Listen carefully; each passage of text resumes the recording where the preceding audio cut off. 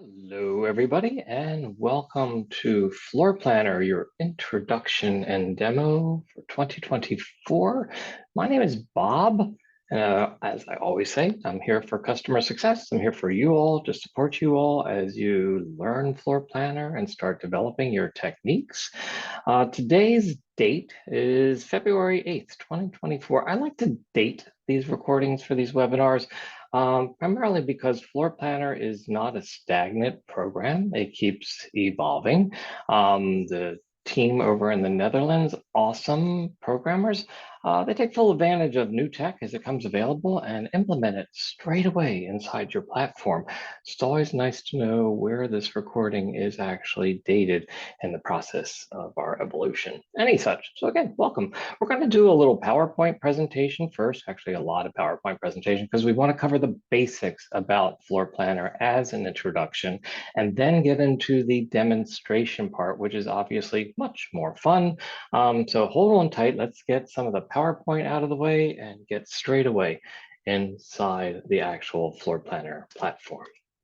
Again, if you didn't know by now, my name is Bob, and I am based here in the United States. A small little coastal town northeast in Delaware. Although Floor Planner is a European-based platform out of Rotterdam in the Netherlands, Rotterdam specifically, being kind of a Dutch company that we are. Let's just say, like I said, we're here for customer success to go ahead and get you most comfortable with Floor Planner as you develop your technique. A little bit about my background, because there's a lot of diversity as to whom you all are as users of Floor Planner. I am a licensed architect here in the United States. I'm licensed down in the state of Florida, and I'm also licensed up in the state of New York. I'm a member of the American Institute of Architects. I specialize in architectural interiors.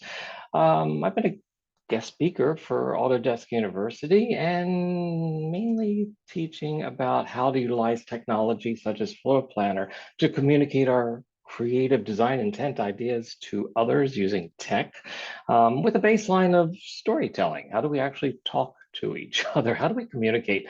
Comes in from another part of my career path, working for the Walt Disney Company, working with store planning and design for their retail locations and their parks and resorts around the world. Pretty cool. I've worked in residential, commercial, retail design. I've also supported the entire the interior design industry here in the United States by managing and directing dedicated CAD departments, computer-aided drafting groups of CAD specialists that have supported interior design industry, architecture, in the sense of drafting with pretty much so Autodesk products, AutoCAD 2D, 3D modeling, 3ds Max to make those absolutely gorgeous renderings. Love all of these softwares. They're fantastic, a little complex. It takes a little while to learn, and they do take time to work within until I found Floor Planner, as you all have found Floor Planner. Floor Planner answered a lot of the questions and challenges that I had for myself, for my clients, and the clients of the designers that I worked with, because everybody wants things a little bit faster these days. And we've been watching the interior design shows on TV, and it's like magic, these very quick, gorgeous images. Yeah, it takes a little bit of time with my other softwares to generate those documents. Floor Planner found this really, really cool sort of mix between, you know, the gaming environment and CAD, computer-aided drafting, and has been able to supply a product that gives us those quick results with those really gorgeous rendered images that we have all been searching for so long.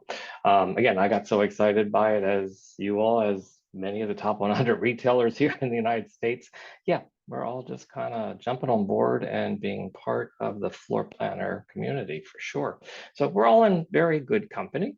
Some basics about Floor Planner. Yeah, we've been growing since 2007 when we started, like I said, over there in Rotterdam, over in the Netherlands.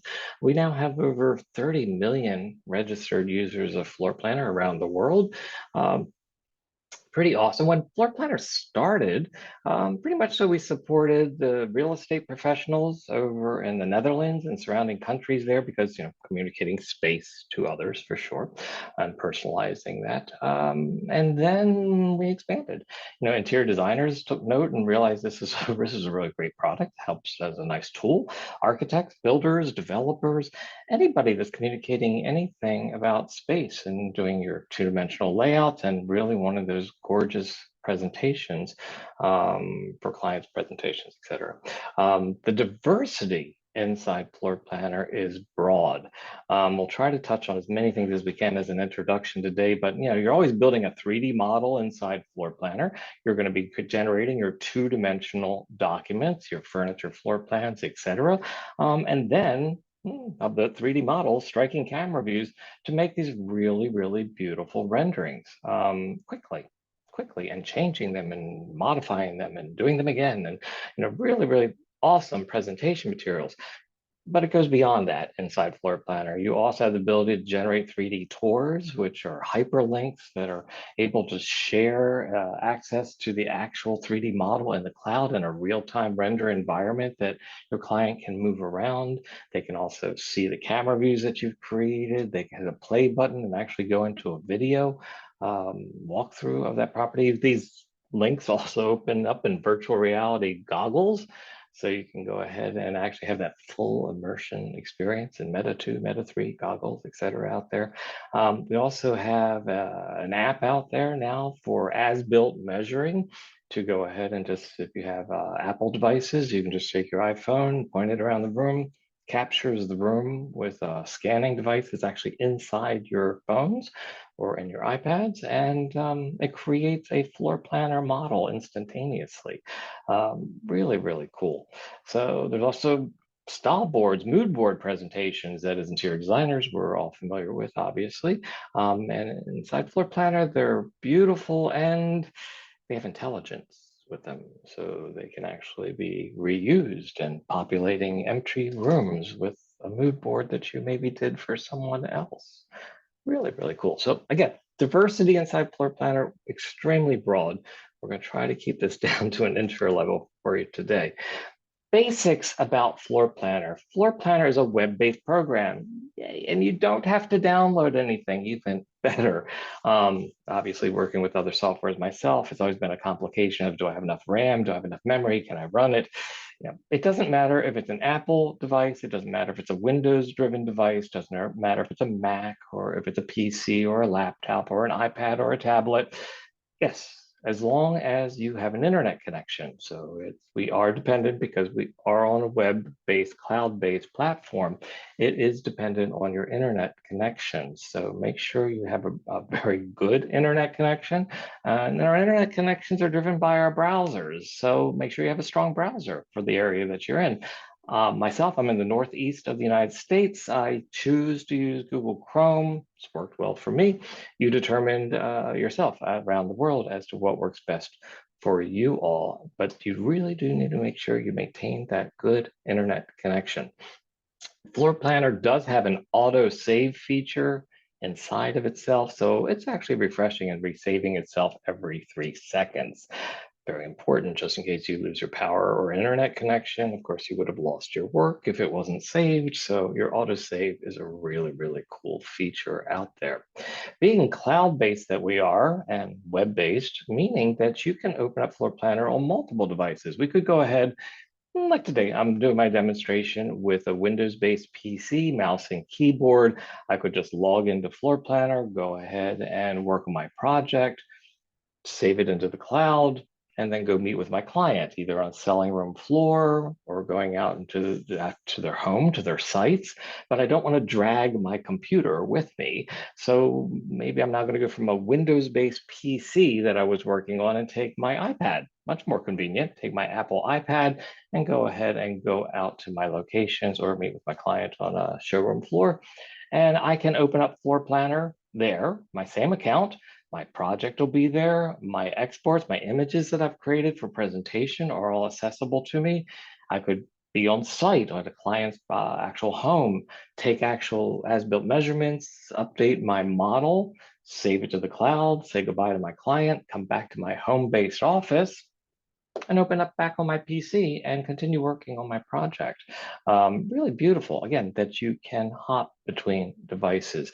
Since everything's stored in the cloud, your projects are stored in the cloud, there's files, and all of your exports and images are stored in the cloud.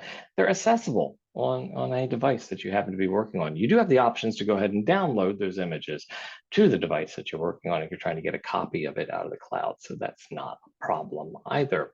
And being cloud-based, you're working with a huge bank of computers, a lot of power, which is very important to me because my rendering times working with other softwares, even today, I have a very strong computer myself, but those renders with other softwares can take a day and a half to 2 days to make one beautiful rendering because it's just rendering time. We're rendering in Floorplanner and getting our images back as fast as 20 seconds. Really, really cool. And also there's no added expense to how many renderings you're making.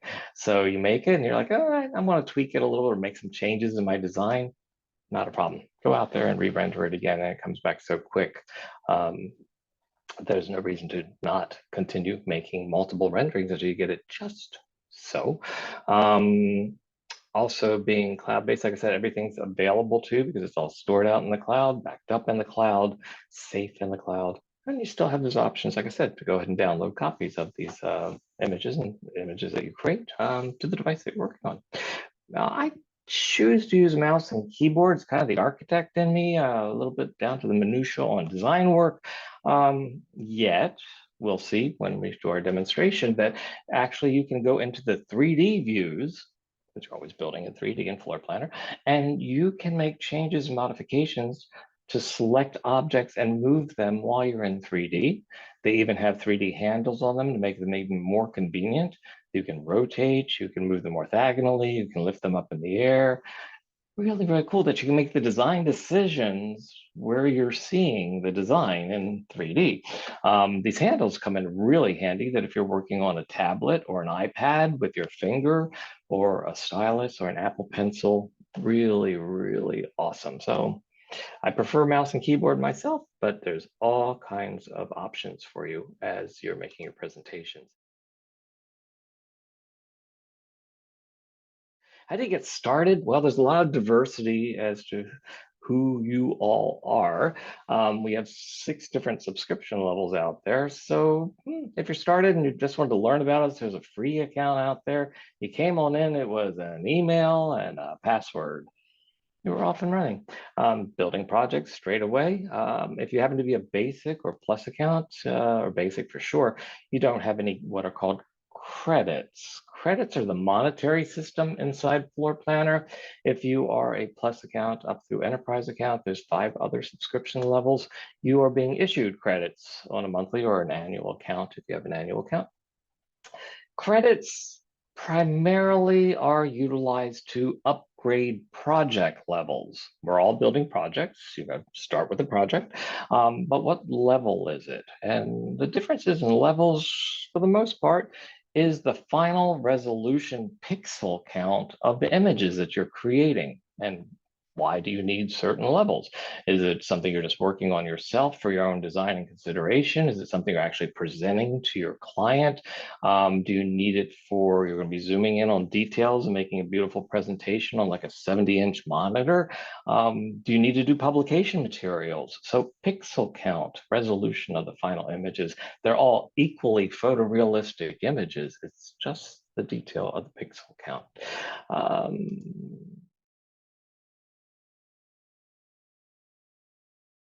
More information available to you beyond this recording and webinar today is if you go to our website, floorplanner.com, there's a tab right at the top says support. If you select that support tab, you gain all this additional training material beyond today's live webinar. Starting with support, you go down to the recordings of webinars. This link will take you to the Floorplanner channel on YouTube. There's a lot of recordings in there. There's a long introduction webinar inside there. It's about Oh yeah, it's a couple hours long, but that's available too. You can take it at your own pace, speed through it. It is me in there talking again, but all those details in there, you can take it and advance the video to where you want to go. There's an advanced tools webinar in there also when you start talking about additional architecture. How do we do custom work? How do we make different shapes inside Floor Planner besides just four walls, ceiling, and floor? It's in there. And also there's advances that we talked about every month they're coming about. It's also nice to know because they happen instantaneously inside Floor Planner. It's nice to know what were the new tools and new features that are available. There's a link over here too to the Floor Planner updates. And it's a quick little itemized list. You can just scroll right through, a very quick read, and you can just see, oh, new, new, new. You can go all the way back in the past year to see if maybe you missed something, some new feature that was added. There's also a PDF document that you can download. We update that pretty much so annually. Remember, we do keep evolving, so it may be a little dated, but there's a lot of great information inside there, including one page in that document that has the shortcut and hotkeys for your keyboard. I would print that out, keep it handy as you're developing your technique in Floor Planner. I think you'll find those shortcuts and hotkeys come in quite nice as you're advancing to speed up your skill inside Floor Planner. Weekly webinars, you found me for today, so obviously you know they're there. There's 3 different flavors of them, and that registration is here also. They're all free. You can come back as many times as you like to. They are continuous on Tuesdays and Wednesdays and Thursdays. Of course, Eastern Standard Time, as I'm based here in the United States, East Coast. There's a contact form over on the right-hand side. If you have a technical issue inside Floor Planner, please communicate it straight away to the team if you would. If you just hit contact us down here, you can send a message to the support team over in the Netherlands. They'll get your response pretty quick. Cool thing about the support team over in the Netherlands and myself here for more training purposes here in the United States, we have direct lines of communication to the programmers. So if we need to get you a quick answer, we're going to get right to the source, and that source also will most likely be resolving the issue before we even respond to you. It's just that fast. I think you'll find that Floor Planner is awesome, and the fact that it is a very responsive company for sure. Great team.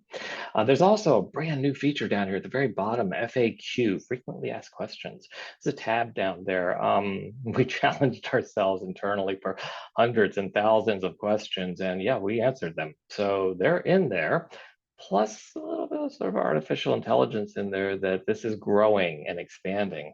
So it learns as we go forward. So ask questions in there if there's something pertinent that you really need to have resolved. I think you'll find this a really, really cool source of additional information. And screenshot of what the editor manual looks like when you find it, and also the little simple contact us form if you want to send a message to the support team in the Netherlands. They only ask that you write your message and your inquiry in English or in Dutch.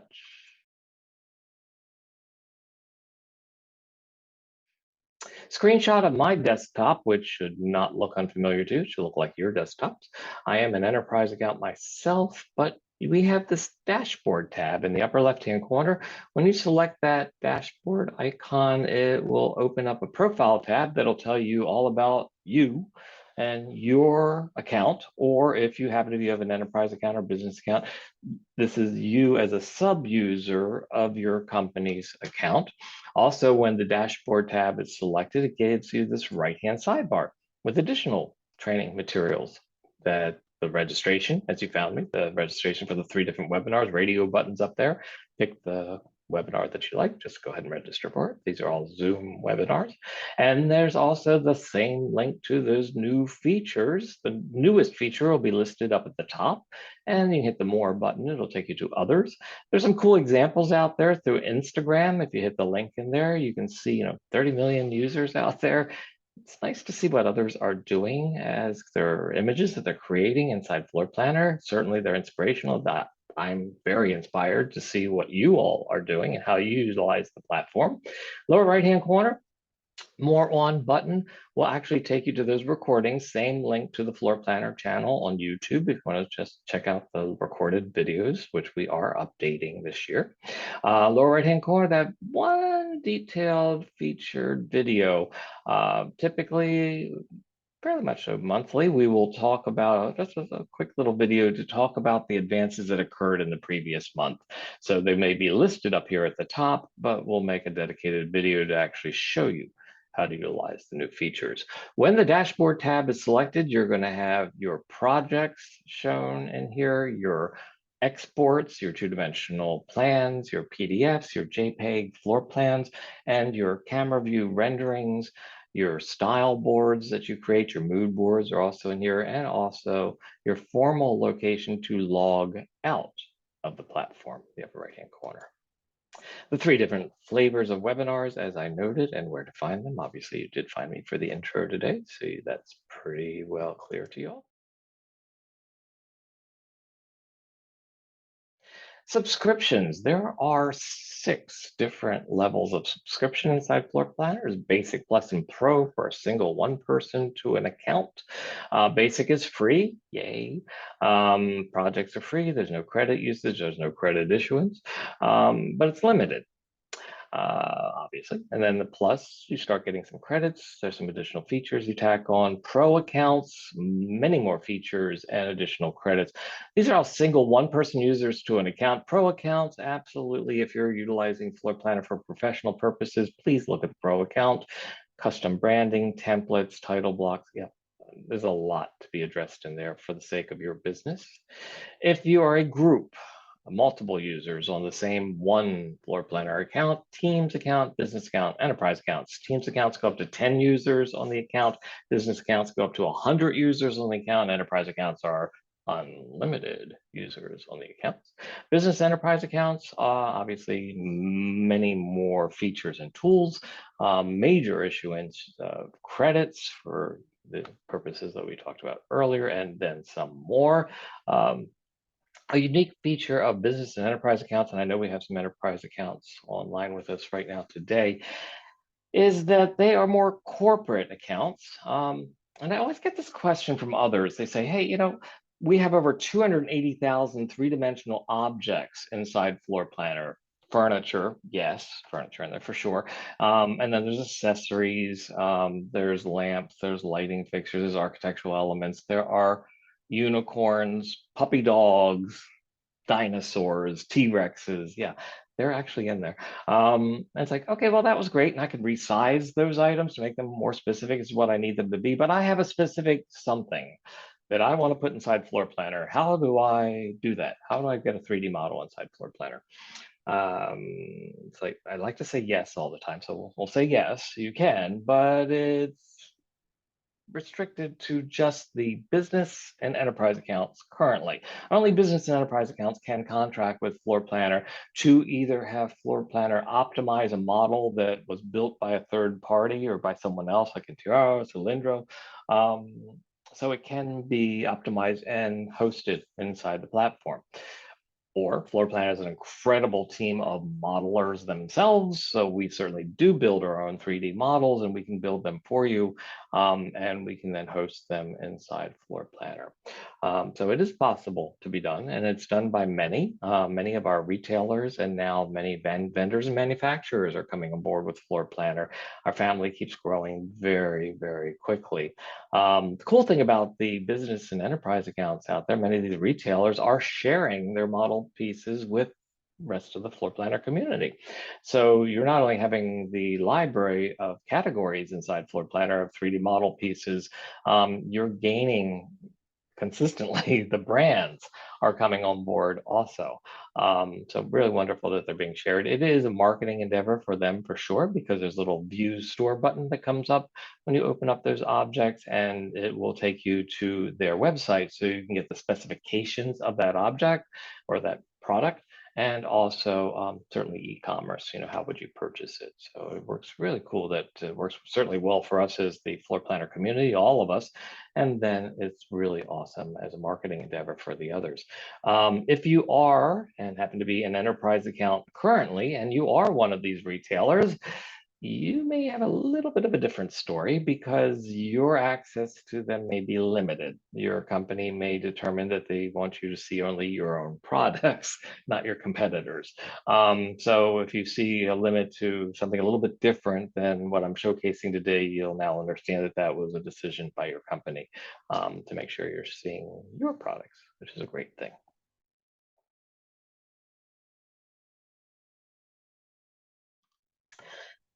No matter what subscription level you are inside Floor Planner, we do have to talk about the project levels. What project level does it need to be? If you are a basic free account, you are working with SD lights. Great. If you are a a pro account or higher, you're working with SD or starting with SD to HD, 4K, 8K. If you're an enterprise account, you may be restricted based on your company's standards. So if you see some of these missing, you'll know that this is a determination of your company and you can raise your hand and say, hey, you have interest. This is a good thing. Difference between the SD Lite, which is free for the basics, get to know us a little bit, and the SD first paid for level of Floor Planner is number one, free versus 2 credits. 2 credits, don't be scared. It's not an exceptionally crazy amount. It's the expense on that because we're worldwide, it's a little hard to talk currency. So it's by far less than a cup of coffee. So it's very, very modest. And the power of what you can do with one project is huge. SD lights, here's your limitations. SD lights, as a basic free account, you can build in one project, one floor of a multi-story project. You can also build one design for any one project. Your exports, as you're going to send out, I'm going to talk imperial dimensions, apologize, kind of the United States in me. 8.5 by 11 letter size sheet, scale to fit for your two-dimensional plan as a JPEG image, proportionally correct, but not necessarily a measurable scale. Your resolutions are very nice. They can be better. Um, so that's kind of SD Lite. When you start with the first paid for level project as an SD level project, SD, you can build a multi-story project up to 7 stories, up to 7 floors. You can build, I think maybe more importantly, multiple designs, especially those of us in interior design industry, is, hey, you did one room or multiple rooms on a single floor and we presented it to our client. And the client says, hey, love it, Bob. Furniture, materials, finishes, looks great. Thank you. Fantastic. But could you show me some options? I'd like to see options. Yeah, typical. You can. You can duplicate that one room or the multiple rooms on a single floor and make a copy of it inside the same one project. No additional cost or anything crazy. And you can then change out the furniture selections, change out the space layout. You can go ahead and change out the finishes and materials, even change the architecture if you want to. Call it Bob's option 2. Go back to the original on the same project, make another duplicate of it and call it Bob's option 3. You can do this up to 10 different designs per every floor of the project. 70 different designs for your client. Maybe a little too insane crazy, but there's other reasons that we can talk about in the future as to why multiple designs are really, really handy for you, but very, very powerful. Your exports, you're going to gain a new feature. You can now choose to export your 3-dimensional model as a 2-dimensional plan as a PDF. As a PDF, you're going to go ahead and have options. Number one, the pixel count on a PDF, much better. Number 2, you can change the layout sheet size. 8.5 by 11 letter size sheet, 11 by 17-inch ledger size sheet, 18-inch by 24-inch architectural C size sheet, or even bigger, 24-inch by 36-inch architectural D size sheet. Scale to fit like you could before, but now you can send them out to a measurable scale. You can send them out as a 16th inch equals a foot, really teeny, 1/8 inch equals a foot, 1/4 inch equals a foot, our interior design favorite here in the States, for presentation certainly, and or 1/2 inch equals a foot if you wanted something still even larger. You can also choose to have an architectural scaling block actually generate and be on those documents. So when it comes out of your printer or your plotter, you can just confirm to make sure your device and your printer and plotter are all talking properly to each other. Make sure you got a properly scaled document. These files that are stored out in the cloud, you can also go ahead and download a copy of the project itself. Although they're stored in the cloud, backed up in the cloud, you can get a copy of the project and download it as an FML file format. FML file format. It's interesting. They're unique to Floorplanner. They only open in Floorplanner, so it's kind of cool. But I mean, definitely they're in the cloud, safe in the cloud, more accessible in the cloud. But if you needed a copy for some reason, you can do so. You can also, if you're familiar with DXF file formats, you can take the 3D model that you create in Floorplanner and choose to export and download a DXF file. A DXF file, if you've heard about this before, works interchangeably with other softwares such as AutoCAD, Autodesk. They open inside those other project types. What you get though is you're going to get a vector line two-dimensional plan of the structure of the 3D model that you built inside Floorplan. That is your DXF file, if that is of value to you. The resolution of your image is good. You're working with a photorealistic rendering engine. You're working with a Blender rendering engine. It's lovely. We can still do better. As you can see, there's an HD and a 4K and an 8K option. Those additional options are where you start upgrading your project to a higher resolution. You can do this at the conception of your project or during the lifespan of the project. You make the determination. You can start in SD, elevate it later if you care to. Most of the top 100 retailers here in the United States have chosen to make their client presentations a little superior. So they are utilizing the HD level for client presentations. So your pixel count is improved, nice, clean, crisp images, although SD, HD, 4K, and 8K, although the pixel count increases, the resolution increases, that photorealism of the quality of the image is the same all the way across the board. But if you're zooming in on those details, you really want to make it, crisp and clean, not pixelated with little squares of color. Yeah, that's going to be your improvement for sure. And everything we just talked about, same here. When you may be starting your brand new project as a basic holder or a plus, SD Lite, and those limitations are noted for you over here. You're going to name your project. Certainly, if your company has a way of naming your project, please do follow their guidelines, but at least name your project the name of the client or something you will know so that you can find it again in the future, because these projects will be stored for a long time, days, weeks, months, years. And that being said, add your address of the project also. You don't have to add a project's address to start a project, but you can edit that information later and go ahead and insert it if you care to. Pro accounts and higher, you're working with templates, title blocks, etc. You can change your title blocks and templates if they've been created. I mention that because if you happen to be a business enterprise account, basically they have been created for you by your company. Then you also have the ability to hit the Start Project button in the lower right-hand corner, and you're off and running. Basic accounts, although you're not receiving any credits, there is a pay-as-you-go. You can have an option to go ahead and actually purchase like 5 credits as a minimum credit quantity if you care to, if you would like to utilize the purposes of upgrading projects of everything we just described. When we're starting as a pro account up through enterprise accounts, yeah, you're starting with the SD level project. If you're a business or enterprise account, your company may have limited you, and you may be only working with SD and HD. You may be starting with a default at HD, maybe an option to elevate to 4K. It depends on your company and their needs. If you need something higher in resolution, your admins, your administrators do have authorities to do so. So they can impersonate you, impersonate your projects, and if they needed to upgrade, they have the access to do so. Everything else we just stated is still the same. There is one add-on feature in here. It's called a 3D tour. It's like an a la carte add-on to a project. If you chose to check that little box, it's going to cost 5 credits to do so for this one project, for the whole lifespan of the project. What happens is the project that you create is a 3D model. You'll send it out to the cloud, and this time, instead of getting back a JPEG or PNG image or PDF, you're going to get a hyperlink. hyperlink has no weight to it. It's very easy to go ahead and send that hyperlink in a text message, send it in an email, embed it in a PowerPoint presentation, embed it in a Microsoft Word document.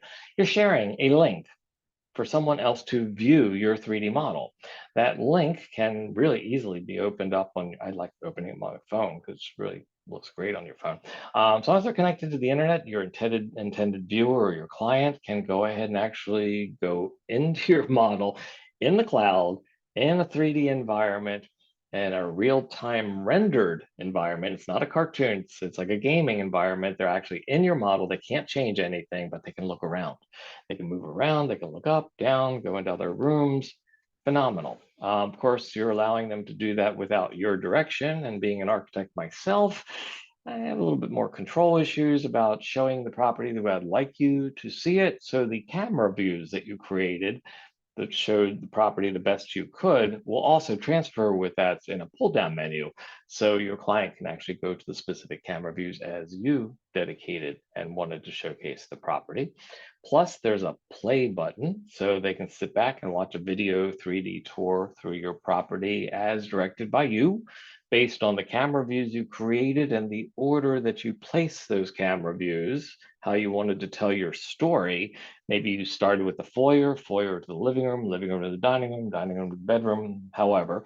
Those camera views, Floorplanner does the animation for you. Floorplanner figures the animation between all of them, and it's just turned into a video walkthrough, real-time render. Again, these links also open in the virtual reality goggles. So if you want to do the whole Meta 2, Meta 3, look around, virtual reality, pretty awesome.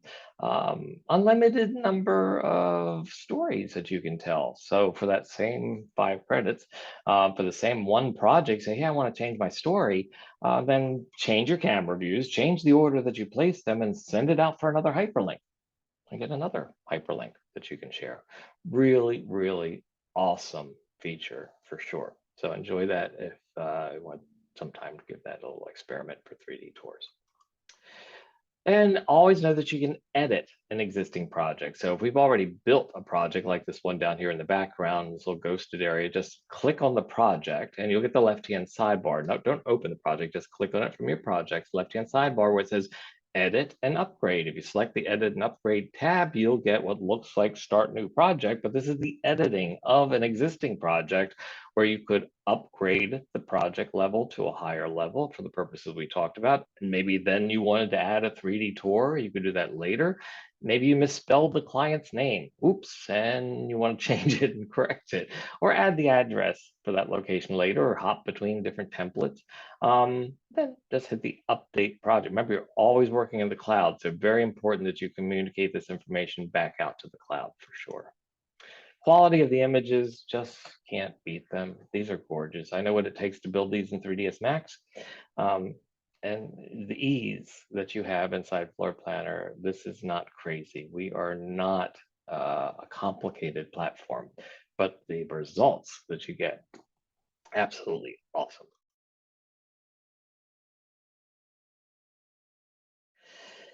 You're always building a 3D model inside Floorplanner, but you're going to be creating two-dimensional documents for communication purposes. There's different ways you can view those 2D images. Again, nothing complex about this. This is either a toggle switch that you're turning on or off, or selecting an icon. That's it. There's a blueprint mode inside Floorplanner, kind of fun, kind of retro, if that's something you care to do for your client. Personally, I like the black and white line drawings, solid hatched pochade walls, clean, crisp, accurate as you tell it to be. It looks accurate, but where'd you get your dimensions? Did you go out to your client's site and actually measure it with tape measure, laser measure, graph paper, write it all down, and then translate it into Floorplanner? Did you get a floor plan planned to be built? Did you go from the floor plan, take the dimensions and draft it inside Floorplanner? Did you get an as-built set of documents from your architect? Now, as-built, that means the architect went back to the property after it was built, remeasured the entire job, and redid the whole set of drawings. And they stamped them with as-built. If you can get an as-built, awesome, but still only one point in time. Maybe it's a marketing sheet. Maybe the client comes in and says, hey, look, I've got my little 8.5 by 11 floor plan. I brought you the floor plan. It's a marketing sheet. It is a floor plan, sort of. But graphics people get their hands on those also. So be cautious to make sure of the accuracy. But if that's the best you got, it's the best information you have. Or you talk to your client on the phone and client went and said, hey, I measured the room. I'm sure it's 12 feet 6 or 9 or maybe 13 feet, give or take. Yeah, that's what you get. And that's what you're going to draft. And it's going to look beautiful. But where'd the information come from? You can always edit floor planner information later. So if you gain additional information or the more accurate dimensions, you can go ahead and modify those later. The rooms don't know the areas, the rooms that you draft do not know what they are until you tell them what they are. So if you left click in any of the areas that you create, you'll get a left-hand sidebar. One of the selection modes is to say, well, what kind of room am I? What's your room type? Is it a bedroom? Is it a living room? Is it an office? Well, that's a label, and you can modify those labels to be primary bedroom, Susan's bedroom, living room. Yeah, you can change the text on these if you care to. Plus, there's a little intelligence. It's not just a label. There's actually a color blocking system with this, where each room type has its own color associated with it, meaning that you can go ahead and showcase the color block system. This is really cool for early presentation with your clients as you're discerning which areas you want to be working in for some sort of level of communication. These areas can also have Floor Planner calculate the square footage, and they can post the square footage in those rooms. There's also in your 2D settings tab under dimensions, there's a tab in there to show interior dimensions. So the running feet around the walls the length of the walls will actually be noted also. So if you're trying to do cost estimating, that can be showcased. And even if you select a wall, there'll be a vertical square footage calculation of those walls too. Black line drawings. This is my favorite wireframe drawings for presentation. I think these are great. You're dragging and dropping these three-dimensional model pieces inside your plan, doing your two-dimensional space planning with them, wireframe for presentation. Remember, there's three-dimensional objects inside Floor Planner's general library of three-dimensional assets, including the puppy dogs, unicorns, and T-Rexes, can be changed in size, the width, the depth, and the height. So out of 280,000 plus three-dimensional objects in there, you find something that looks like your client's existing or what you're specifying. Say, well, it looks like my client's existing, and I got a design around their sofa for some reason, and it looks like their sofa, but I know the exact dimensions of it, so you can change the model be the exact width, depth, and height of the actual piece. So very, very cool. Get it very authentic. You can also click on switch, go ahead and show the materials that you actually added to the floor or material changes that you made on any of the objects can showcase in this two-dimensional plan. Still a scalable document. But when you hop to 3D, first view is a dollhouse view, looking straight down in perspective on the property. These render beautifully. These are great for presentations. Clients love them. They're impressed with them. They understand them more so than two-dimensional plans, obviously, for all the reasons that they look so stunning. That model happens to be a real project. It's a condo down in Fort Lauderdale, Florida, looking out over the Atlantic Ocean from the 11th floor, really quite beautiful. So let's say you did your space planning with the furniture and your selections, and you got the right adjacencies and the right products, and you got the space planning done in your two-dimensional plan of your 3D model. Great. What does it look like? What does it look like when you stand in the kitchen and look through the dining room, living room? How do the items went with their heights? How do they work with each other? What are the interior design style of those pieces what's it look like? You can place as many camera views inside Floor Planner and view them in 3D as you care to. These are preview images. Make as many as you want. These are your studies. This is your added value to your client. Say, I'm studying your entire space. I know what it looks like. I know what it will look like. And just strike as many camera views and create as many preview images as you care to. These can also, if you're working with a team of designers, you can share your communications of your design intent with each other, and also even with your client. These are progress images. Show them the progress of where you're working with the design. Make sure you're all on the same wavelength and communicating that heading for the right design, didn't go veer off and do some other different design that they didn't want.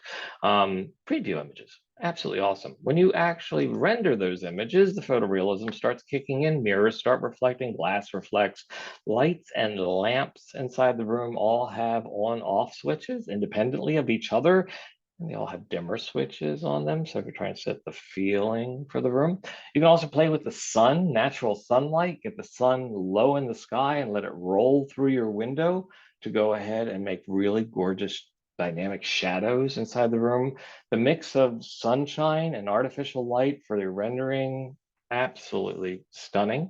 Even the sunshine though, you can adjust the radiance of it, the impact. So on this side of the glass, I always get the comment saying, hey, Bob, my image looked a little light, my image looked a little dark, very subjective. So yeah, you can actually change the radiance to be a little brighter or a little dimmer for natural sunlight. And there are also views outside the windows. You have preset gallery images inside Floorplanner that you can select different images outside your window. The horizon line in there will always follow your eye level. That's a fact of nature. FYI, this is an 11-story condo, so that horizon line will always be at eye level for the gallery pictures that are inside there. Gallery picture right there. As I said, this is South Florida looking over the Atlantic Ocean. Unless we've changed our ocean to be pure green, that's not the Atlantic Ocean for sure. You can upload your own JPEG PNG image of an actual view, which certainly improves even the realism of the interior because you start really accepting this. It also personalizes the space, really nice for your client. That is the actual view of this unit. For those of you that are real estate professionals out there, it is truthful and extremely honest. That big building out there really is there, and it is doing a partial block to the view to the ocean for sure. But it's real, it's honest, it's truthful. And the sense of realism in the room, I think you see just really, really improves. Daytime, nighttime, tweak the light levels accordingly, and you can do so. Quality of the images, again, I just can't say enough good things about the final rendering qualities that you're going to get. The 3D tours, I gave you a whole long dissertation on that. We do show a live demo of this in our advanced tools webinar if you want to see a demonstration of how the 3D tours actually function. Floorscanner, I do like to take a minute with this because it's awesome magic out there. I think it's really cool. Apple iPhones and iPads. When they came out with their release 12, 13, 14, and 15 Pro versions of either equipment, they added a little hardware in there with your cameras called a LiDAR scanning device so that programmers could take advantage of it. And we did. So our programmers built a app called Floorscanner. So if you have that hardware, the app is free. You can put it on your device and you can utilize it. And what does that mean? When you have the Floorscanner app and you have one of those hardware devices, you can go ahead and select, I like free. App is free. There's a single room for free. This is as many single rooms for free as you want to. There's also a multiple room for free just about to be released. So keep your eyes open. But single room for free right now, if you select that button, it's free. You're going to use your phone. You're going to point it around the room, take advantage of Apple's technology, and that scan will create a 3D model inside Floorplanner instantaneously. Done. So really, really cool tech. And this is just a quick little video on how it actually performed on my device. I opened up my app, went ahead, went for single room for free, hit the start scanning button, went into a bedroom, didn't move any furniture, didn't have to. I just pointed this phone around the room, and Apple's technology starts taking over, and it's actually reading the footprint of the room, where the windows are, where the ceiling height is.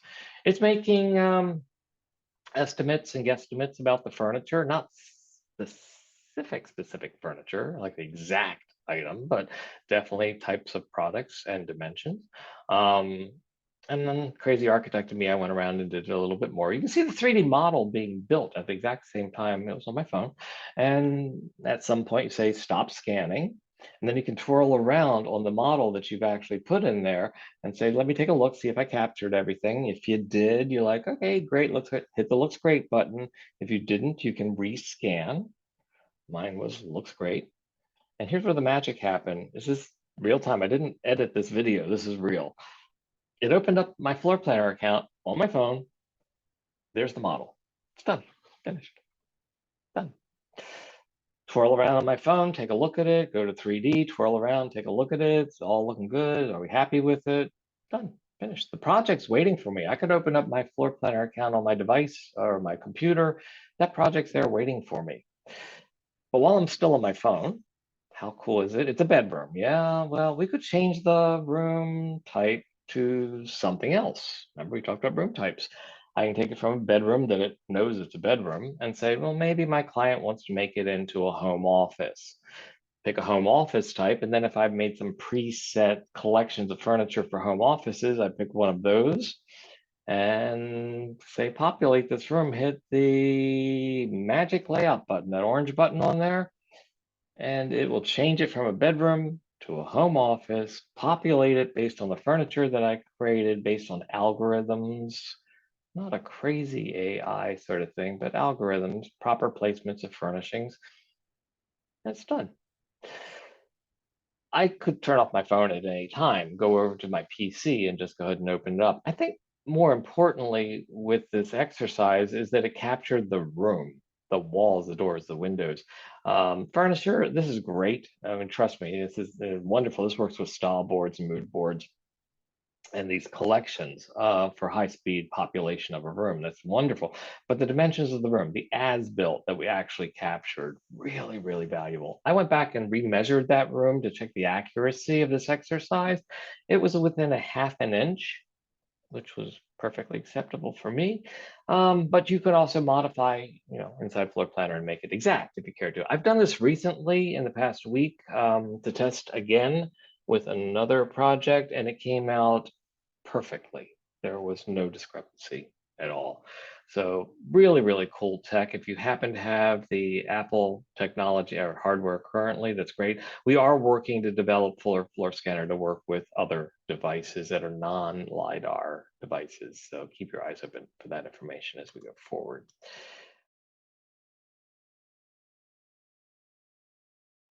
Style boards, mood board presentations, we've all done them in the interior design industry for sure. Maybe PowerPoint presentations. My day, it was a board. We would cut out magazine pictures and paste them to the board to say, hey, here is my inspirational image and my concept for your layout. We're doing them inside Floor Planner now, better than PowerPoint in the sense that you have the 3D models and you can change any view that you want of the item. You're not limited. And the paints and the flooring materials, etc. And you can upload your own inspirational images, put text on here, and really make a great looking board. But the boards go beyond that. They now have intelligence associated with them. You can tell the sofa picture that it is a sofa. You can tell the table that's in front of it that it is a coffee table. You can tell the plant that it is a plant.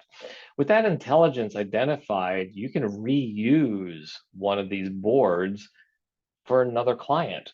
You could have a library of boards at some point of different styles and say, I'm going to build a brand new room or multiple rooms in a house, and I'm going to go ahead and have to do decor in there. Well, that works really well over there. I'm going to drag the board into the empty room, and it populates it instantaneously with algorithms.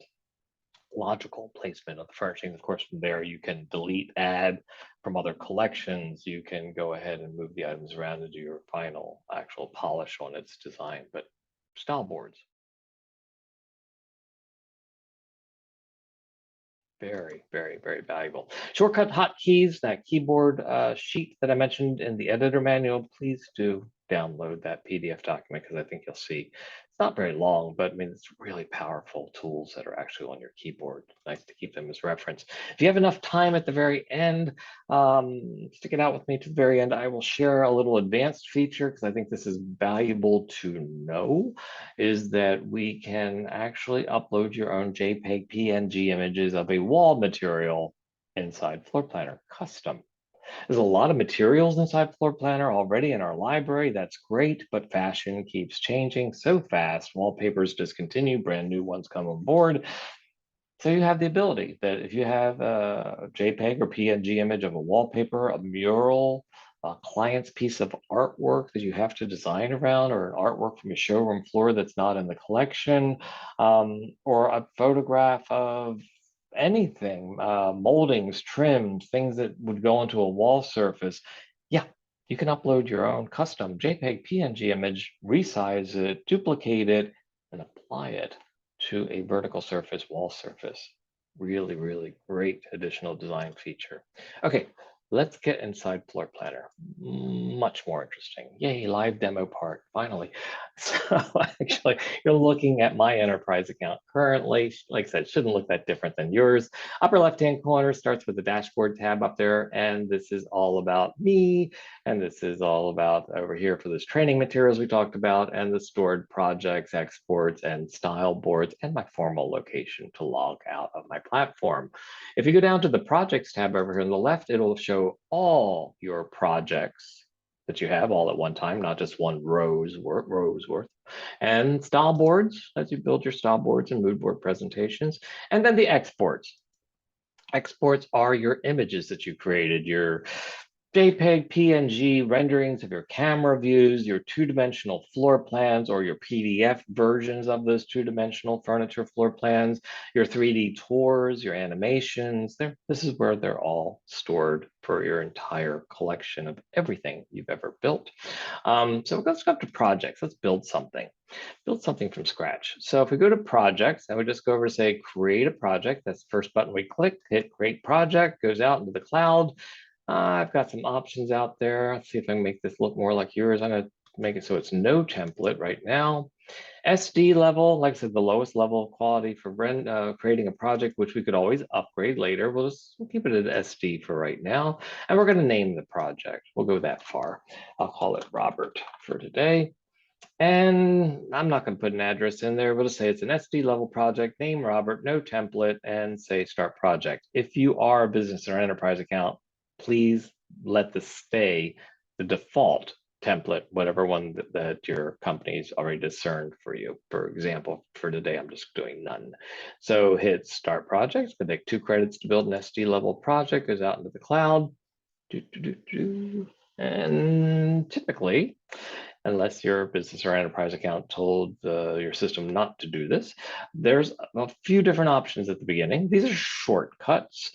Room Wizard is kind of a walk you through step by step. Hey, pick the shape of your room, it asks you questions. How deep is it? How wide is it? How high is your ceiling? What type of room are you?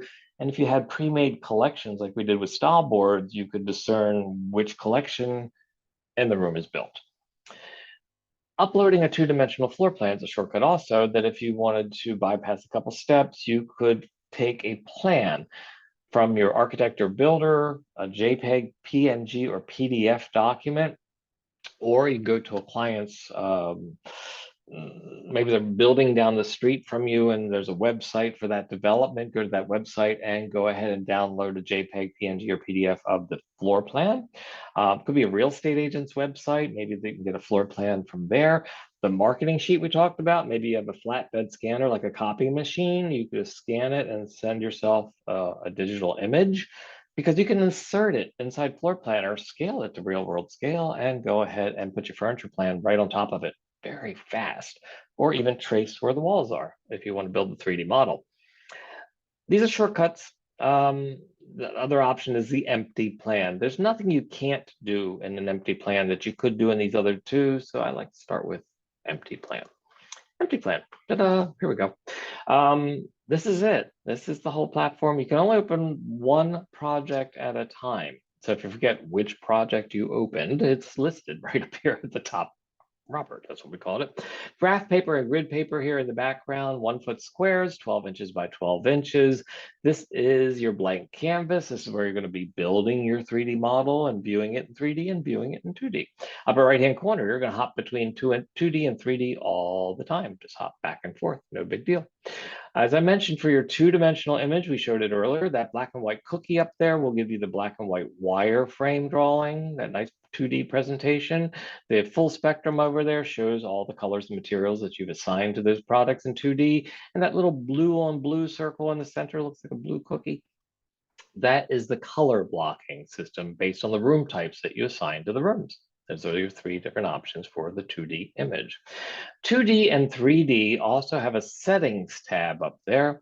Settings looks like 2 little toggle switches. That's all it is a bunch of toggle switches, turning things on or turning things off. These are your power tools inside Floorplanner. Learn what these are. There are not many, but they're simple, but they're powerful. So if you're in 2D and hit the settings tab, you have toggle switches like the graph paper, and I could turn it off or turn it on.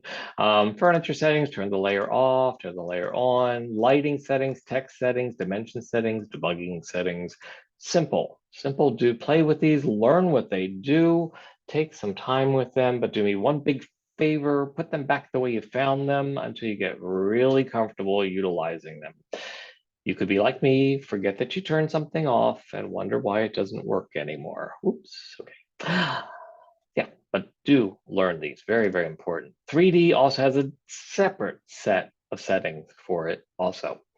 We'll touch base on some of those today. You have a zoom over here, plus and minus, zooming in, zooming out, although I'm using a Windows-based PC right now I'm using a roller wheel on my mouse currently. That's my preferred zooming. There's a bullseye over here on the left-hand side. This is a zoom extents button. If you ever get lost inside Floorplanner, hit that zoom extents button and it will center your project on your screen, either in 2D, or if you're in 3D and you get lost, hit that button again. It'll center your project for you. Lower left-hand corner, we can hop between metric and imperial, feet and inches, anytime you want to. Tape measure command, lower left-hand corner, select the tape measure command and left click, and you can temporarily measure from point to point inside your 2-dimensional plan.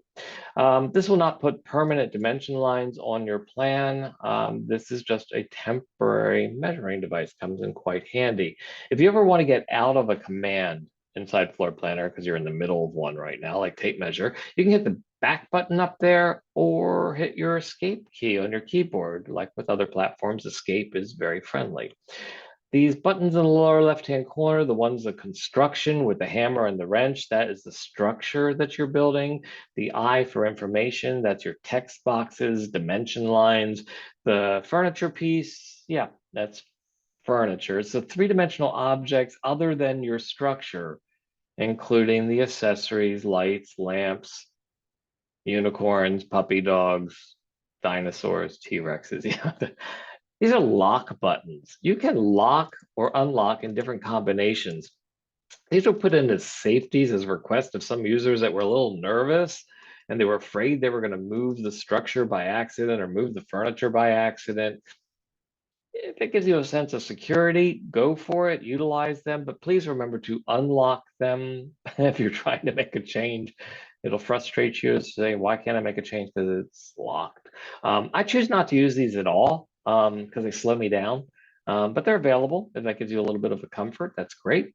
We've already talked about all the icons in the upper right-hand corner, except for the big orange button. When you're in 2D or in 3D, that's going to be your export button. That's going to start your process to send out to the cloud to make your rendering. It'll ask you a few more questions, details, send it to the cloud. Once it's been sent out to the cloud, you're done. It will finish in its due time very fast, and it'll be waiting for you inside your exports. Great. You do not have to wait for it. So once it's been sent, you can continue working on your project. You can say, oh, I've got to go. I can't wait 20 seconds. I got to go. Shut down your computer if you want to. Go get a cup of coffee. Go run away. Meet with your client, whatever. Yeah, doesn't matter. because once it's been sent out, it will complete in its due time and be waiting for you. Name of the project in the center, yes. There's an auto save feature. Don't have to do anything about this button. You can just watch it and it'll change to gray, twirling around every 3 seconds. And every time you're making changes, it's saving for you. Nothing you have to hit, okay? If you did something you didn't want to do, oops, you have an undo button. You can go step by step by step by step by step backwards. You have a redo button of your undos if you did too many undos backwards. Yeah. Be careful, this white sheet of paper in the upper left-hand corner, it is an erase button. It will erase your entire project. Scary. I don't use it very often. Rarely is there a reason, really. I'd rather delete individual items than to erase an entire project. It will not delete your project, but it will erase it. It'll ask you, are you sure you want to do this? This is not a start new project button, so be careful. Erase button for sure. If you need to leave your project and go back to your dashboard, you hit the dashboard button in the upper left-hand corner. It will close your project, take you back to your home page, your dashboard, where all your projects are stored, your exports are stored, your style boards are stored, and your formal location to log out of Floorplanner. Last stack over here, finally down here to the left-hand side, you're in a project. This is the button all about this project. This project has multiple designs or multiple floors. It's an SD level project. Pull down menu up there. If you have up to 7 different floors in there, you can pick which floor you want to have activated at that moment. Down here also is the designs tab. Right now we have 1 design in this project. Remember I said you can do up to 10 designs per floor. If I wanted to make a duplicate of it, there's nothing there, but let's say it was a room and I want to make a copy of it to do a different design layout, we can go ahead and hit the duplicate button, duplicate that button, duplicate it. And then all of a sudden your designs tab now says 2 designs. If you select the designs tab, you're going to see thumbnails, preview images of those designs. They're empty right now, up to 10. And you can go ahead and select which design you want to be working on at that moment. That's how you hop between designs. Build, drawing a room from corner to corner, 4 walls, ceiling, and floor all at one time. Done. Yay. Maybe it's not just a 4-walled room. So yes, you can build a different shaped room doing the draw wall command. Surfaces. Surfaces are planar surfaces like grass, pavers for the garden, driveways, kind of 0 thickness sitting on the ground. These are more valuable than that for future reasons. We'll talk about those in our advanced tools webinar, but for right now, surfaces, very cool. Placing doors and windows, you're going to drag and drop them from our library. You can resize them accordingly. They will snap inside the structural walls, no problem. Structural items, architectural elements, fireplaces, mantles, and more architectural features are also available. Next tab down, information, yeah, text. You can put text and labels on your 2-dimensional documents. They're called placing labels. Architectural symbols and signs, drag and drop, resize them into your plan for 2D. Drawing lines, sounds kind of crazy. You're always building a 3D model, but in your 2-dimensional view of your 3D model, you can add additional lines. Sometimes you need a blue line, a red line, a dash line, a thick line, a thin line. You can add lines to your 2-dimensional document. And there's always automated dimensions showcased inside Floorplanner. Dimension lines. You can add your own custom dimension lines from one point to a second point, as many of them as you need to for your requirement. And in your settings tab in the upper right-hand corner, you can turn off the other automated dimensions if you care to. Objects, yeah, furniture, love it. Like I said, over 280,000 3-dimensional items inside Floorplanner under the categories. That's a lot. And to find them, they're subclassified down here to make it a little bit easier for you. If you happen to have access to brands beyond our general library, there's the brands tab of different companies that are showcasing their products. So if we stay with categories just for a second, we can go into the subclassifications in here, but it's also a Boolean search engine up here. I could type in a word, I could type in sofa, and I get sofas. Cool. 59,396 of them. I can view this with the button up here for 2 columns. I can view it with 3 columns. I can expand this window to be 6 columns, diminish it to be 4 columns, view them in 2D, view them in 3D, just start shopping and just keep going on the shopping is the fun part inside here. But being a Boolean search engine, you can add another adjective if you want to. So if I type in white, I get white sofas. Cool. So like cocktail table, coffee table, round, glass, metal. Keep it simple. There's only so far you can go with this, but definitely helps to narrow down SKU numbers, manufacturer names. Yeah, pretty cool. If it's been associated with the model that was built, we've been building models since 2007, so there's a lot out there. Have fun. Certainly when you get into accessories like eyeglasses, if you want to put next to a book that's on a counter. I mean, there's so much inside here, but definitely have fun with that for sure. Um, there is also a really cool build. There's the brands that we talked about, like I said, like Ethan Allen's collections, and say, let's say, view their 4,182 additional products. Nice thing about brands, since they're real and they're real live products, many of these retailers or manufacturers have also chosen to have material changes, fabric changes that are available, and even stains and finishes for the legs of the items, etc. So a lot more power, certainly, in the brands. Although the general library of the category pieces that are available to you are really, really cool, because those actually have the ability to change the width, depth, and height on those items. Really cool. Okay, groups. This is a new feature that's out there. You can actually create your own group of objects from the object library. Build them alongside the plan, select them, go to name the group, and save it for future usage. And these are like some groups that I've already discerned. I wanted this table with these 4 chairs specific. I can drag it in from here, a self-created group. This is independent. If you're a business or enterprise account, you're a sub-user of your account, this is your sub-users list currently. Next tab down, style boards, mood boards. Not going to go too crazy about this today. I'd rather give you a demonstration, but do know, oh, there's that dinosaur.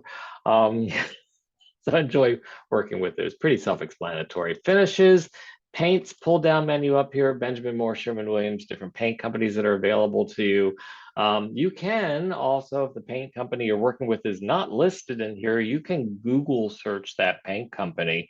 And in Google, ask with the paint fan deck color, ask Google for the hex number, HEX. It is the color mix code for that paint. If you enter that hex number up here in this box, Floorplanner will custom mix that paint color for you. Materials, you have choices in there for wood, carpet, stone, tile, wallpaper by vendor. Outdoor materials, yeah, roofing materials, grass with daisies, pavers, garden materials, water. You can build a lake, although there are swimming pools, and the swimming pools are actually back in the objects tab because it's an object, not a material. Exports. I said you can go back to the dashboard where your exports are stored. Just look at the renderings once they've been created. But while you're actually in the project itself and you want to see the exports of this project, you just hit the exports tab while you're in the project. And the last tab, finally, down here where it says help. Yep, shortcuts and hotkeys for your keyboard. Although I prefer that other list that you can get from the PDF document, certainly, but nice brief reference if you need it. If any of these windows that you open over here are impeding on your workspace, which they do, just click on it again and it'll park it on the left-hand side. Okay, let's build something. I prefer to trace a background. You do not have to trace a background. We can go to the build command and say, draw a room. Okay, how thick are your walls? Interior partitions here in the United States, 3.5-inch stud wall, 5/8 inch gypsum board on either side, roughly a 5-inch thick sandwiched partition wall. And how high are your walls? Very important. The height of your wall will create automated ceilings at the same height. So a 10-foot high wall will give us a nice contemporary 10-foot high ceiling. 0 for raise from floor, walls start on the ground, which is 0. And you could left click and just stretch out a room. And you build a room. Done. Ceiling and floor are done also. It's all finished. That little brown area inside there identifies the fact that you completed the circuit of walls. Always complete your circuit of walls. Close the circuit. Don't think about doors or windows or openings until later. Because if you try to leave an opening for those, you will not turn beige and you will not be receiving a floor or a ceiling. And you wonder, how do I get a floor or ceiling? Complete the circuit. Add the doors and windows and openings later. Then this room maybe is not 14 feet by 19 feet. It's supposed to be 20 feet by 25 feet. You can take the interior dimension and you can just change it and tell it what it's supposed to be. It's supposed to be 20 feet. And which wall do you want to move to make it 20 feet? I can take the wall at the top, push it up with the left-hand button. I can take the wall at the bottom, move it down with the right-hand button. I could split the difference in the middle, kick it up. Take this number down here, change it out again, change it to 25 feet, 25 feet. And which wall do I want to move? I'll just take the one on the left. Accurate, done. 3D view, yep, we built a model. 3D, always building 3D, but viewing it in 2D. I'm going to go ahead and undo that because what I'm going to show you is how to trace a background, because I think this is cool. Like I said, don't have to, but I think you'll see the value in here. So uploading a two-dimensional floor plan.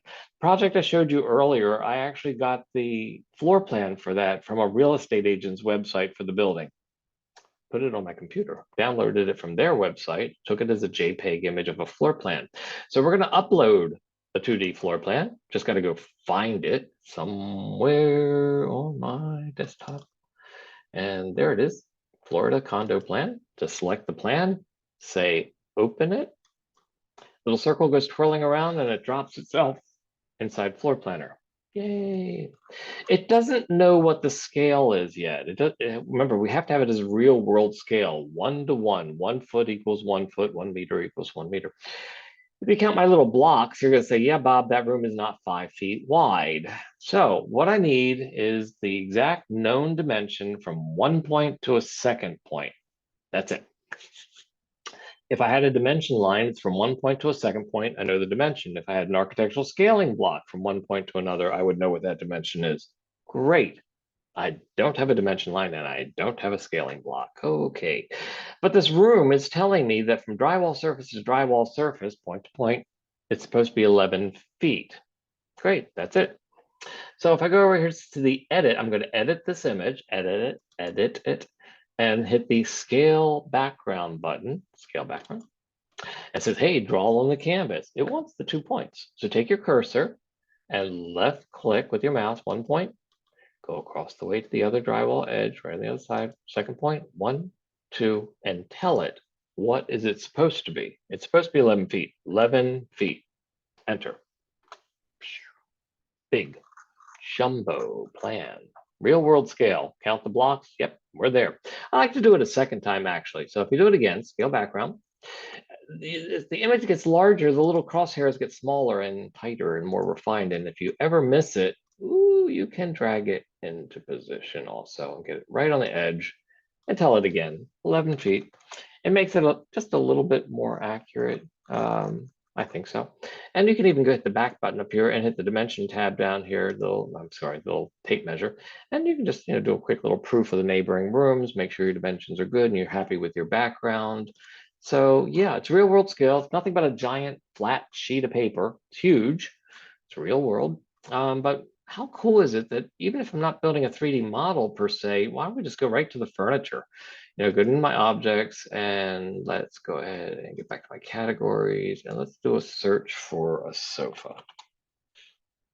So if I start looking for a sofa, find something maybe like I'm specifying, or maybe my client's existing that they just will not get rid of, and I've got to work with their existing furniture for some reason. And maybe I'll just take their sofa, left click, drag, and drop. There's that wireframe drawing. Remember, we can hit the material button up there. There's with materials. Okay, click that. Now, this may look, by left clicking and left-hand sidebar, maybe this looks like my client's existing, but maybe the dimensions, it's not a 75-inch that my client has. If I go to the settings tab while it's selected, I can change the actual width of that product. Maybe it's an 82-inch sofa. not 75. And maybe the seat on it really sits more like 36 inches in depth. I could even change the height on it if I cared to. And we're done. Now, it's space planning at this point. I could take this sofa and I want to do two sofas facing each other. I could duplicate the sofa. I could free scale stretch that sofa. I could rotate it both directions 90 degrees. I could flip it left and right. If I had a chaise end on one side, had to put it on the other side, I can flip it front and back. I can also delete individual items or take the fin down at the bottom and rotate it to something other than 90 degrees. Of course, you have your undo button up there. So let's space plan. Select the sofa, copy the sofa, rotate the sofa, and put two sofas facing each other. Space planning. Keep going. Go to your objects and start searching for more items. Coffee table, coffee tables. Find ourselves some sort of coffee table out there. Left click, drag and drop. Looks kind of small, so I think I'll make two of them. Select it, copy it, two scatter tables. Nice. Notice how it snaps. If you ever want to turn your snap off, just FYI, hold your S key on your keyboard and your snap will stop working. Okay, plants. Let's put a plant in there. Plants are always fun. Plants are beautiful inside Floorplanner. Lots of orchids and beautiful plants. They render really nice. Take a tropical plant. We'll put it over here. Cool thing about nature is that, with nature, we certainly could free scale it as long as it's not an artificial plant that's a specific size. But, nature, let it conform to your design and stretch it. Also want to put in here a bookcase because I want to show you how to move items around when you start accessorizing in 3D, make those design decisions. I'll take a bookcase down here and I'm going to rotate it. I don't know what's front or back on that case. I have no identifier on it. We can always rotate it if it's incorrectly placed. Accessories, yeah, books. So type in, let's start looking for books. The cool thing about Floorplanner is that they have made a ton of accessories for you inside here. This is something that I always dreaded because it takes so much time to build accessories, but they've done it for you. There's some white paper wrapped ones. I'm going to put them on top of the bookcase and we'll put them on a proper shelf later. So at this point, let's say this is your space planning. We haven't even built the 3D room. Don't have to, maybe that's all you needed to do. So show it as a wireframe drawing or show it with the materials on there. Can't do the blue on blue up there because we have not built a room yet. So if that's it, and you want to make that document, go ahead, export in the upper right-hand corner. And I could do it as a JPEG image, although remember the powers that I talked about as an SD level project, I prefer to do a PDF for my two-dimensional plans.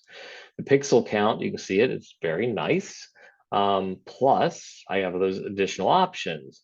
Landscape or portrait, we'll go for landscape, orientation, letter, ledger, architectural C, architectural D, different dimension sizes. It'll fit on a letter size sheet. Scale to fit, well, then it certainly will fit, but to scale, 1/2 inch, 1/4 inch, 16th, yeah, we'll go for 1/4 inch. 1/4 inch scale, PDF, DDD. Oh, and turn on the toggle switch to put a scale bar on the document and hit export PDF image, the big orange button.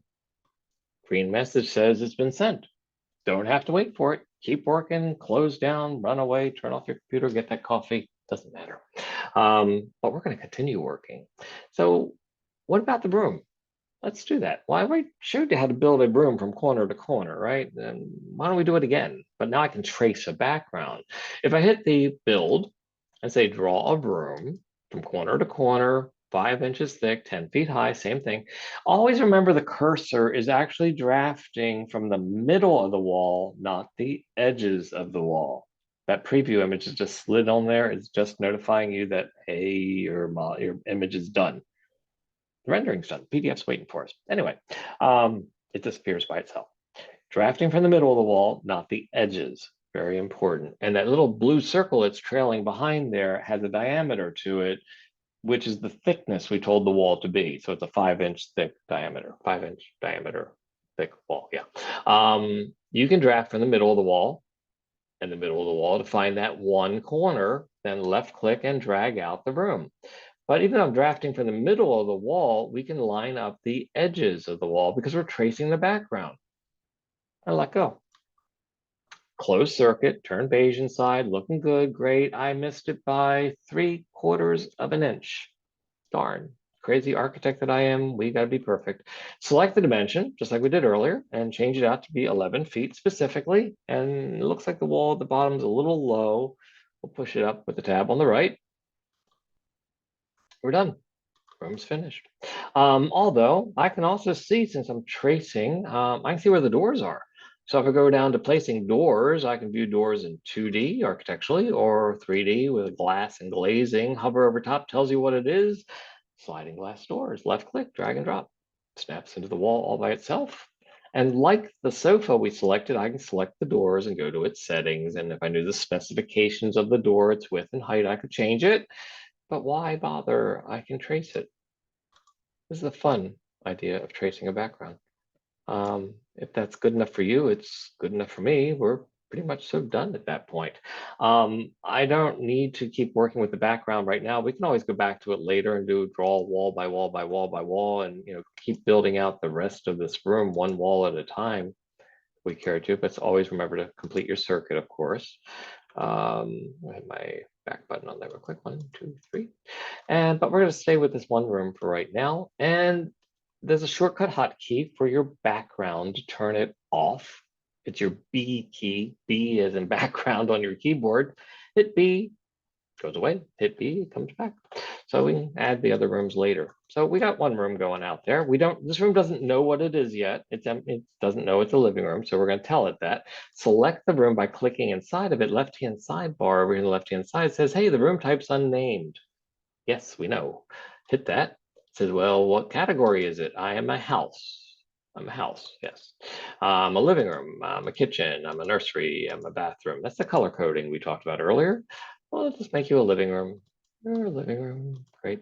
And the label inside there, we can go ahead and place it up here accordingly. And we are good. Okay, now we could do the wireframe drawing. Yep, we can do the blue and blue up there, which is a color block system, or the full color spectrum, and still send out a two-dimensional image if we cared to. But let's add some materials. Let's put some flooring in there. Let's go to the finishes. Let's go to wood. I have a favorite wood pattern out there. It's called Nordic. Nice ash colored planked floor. Left click, drag and drop. And go down to your other finishes for colors, which are your paints. Select maybe Benjamin Moore collection, Benjamin Moore sub collection, the Benjamin Moore historical colors. Go down into its blues, dusty blues. Grab a color, left click and drag a paint. Hover over a wall, inside or outside. What surface do you want to paint? Fill the white dot completely on the side you want to paint and let go. And you painted one wall. If I hold my shift key while I'm dragging the paint to paint one wall with my shift key depressed, it will paint the entire room all at one time. If you're putting brick on the outside of the house and you drag the brick out and put it outside and hold your shift key, it will put brick on the entire outside of the house. So really cool, nice little high-speed feature using your shift key. So this is your two-dimensional plan again. We've added some materials. So if we go to the 3D image in the upper right-hand corner, bird's eye view, dollhouse view, two different ways you can view in 3D. Starting with this one, looks like an atom up here or a bird's nest. This is your bird's eye view, dollhouse view, looking down in perspective. The other one with the little walking man up there is actually your first person inside the room, looking around at eye level. It's one or the other.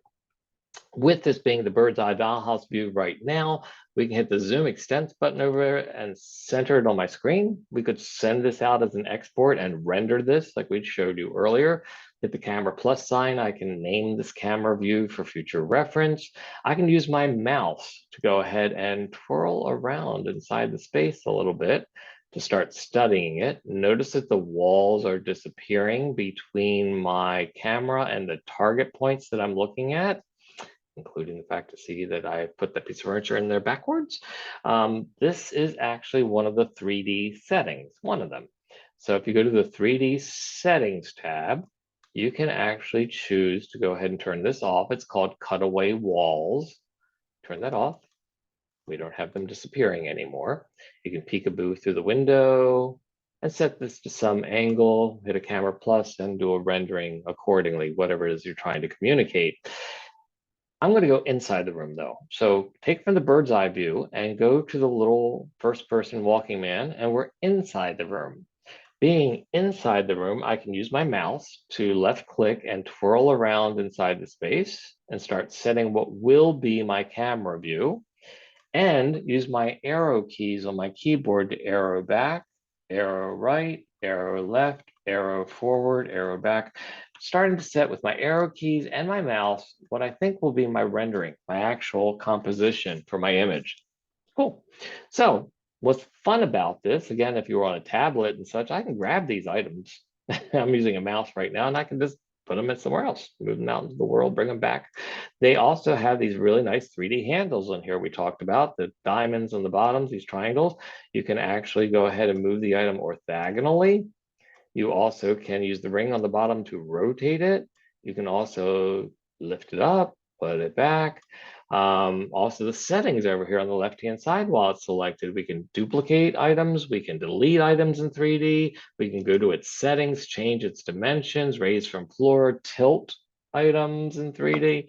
Really powerful, including this piece of furniture over here. It's backwards, oops. I'm gonna go to its settings. It's negative 180. We'll change it to 0 to turn it all the way around. Turn it around. And the books, we got to put them on a shelf. So let's just drag them down and let them sit properly on a shelf. And then we could use the arrows at the bottom to put it into a certain place. And we could even take the ring on the bottom to rotate it just slightly to give it a little off-kilter thing so it's not all regimented, so it looks more realistic for the rendering. Little tricks. So let's say this is it. This is our image. We're doing good. Let's build a camera view, a dedicated camera view for what we're going to render. Hit the camera plus sign up here in the center. Build a camera. It says, hey, camera number 3 has been added. Great. And now on the left-hand side, there's all the information about what camera 3 is. I can still use my mouse. I can still use my keyboard. I have all these commands over here on the left-hand side. For the camera, it is first person. We're staying with first person, not dollhouse view. I can take the camera for its height and change its height, slide it up and down on the rod on the left-hand side, or I can change the camera height numerically. Remember, camera height and eye level, synonymous with each other. So I'm going to make my eye level like camera height at 5 feet, hit enter, puts me in position. There's some reasons you may want to go lower, maybe puppy dog height, 2 feet high and stuff. Depends on what you're trying to communicate. Is there an arm of a chair, a detail in the front? Think about the artistic aspect of what you can create with your images. Why you're sitting them. Flip through magazines, look Architectural Digest, go through those magazines and find what cameras are set based on photographers, why they choose to set certain ways and learn from that. But for right now, we got that 5 feet high, looking good. The triangle over here on the left-hand side for this camera, we can choose, are we looking up or downward from the 5 foot height that we're working with. You also have down here a field of view. Like with any camera or photography, wide angle lens, yeah, right, we can do that and capture the whole room. More is not always better. You know, it looks like a bowling alley, it's distorted. Keep your field of view as small as possible. Although it's going to push your camera forward, field of view being smaller is a good thing because it will not distort your room. The legs of your furniture will stay nice and clean and vertical. They're not going to be trying to splay out and look poor. So field of view, keep it small, but notice that your camera does push forward. So to reposition your camera to capture more of the room, you may have to arrow back with your arrow key just to capture a little bit more of the room accordingly. Field of view, keep it small. Pencil in the upper left-hand corner next to the camera name, it's an edit pencil.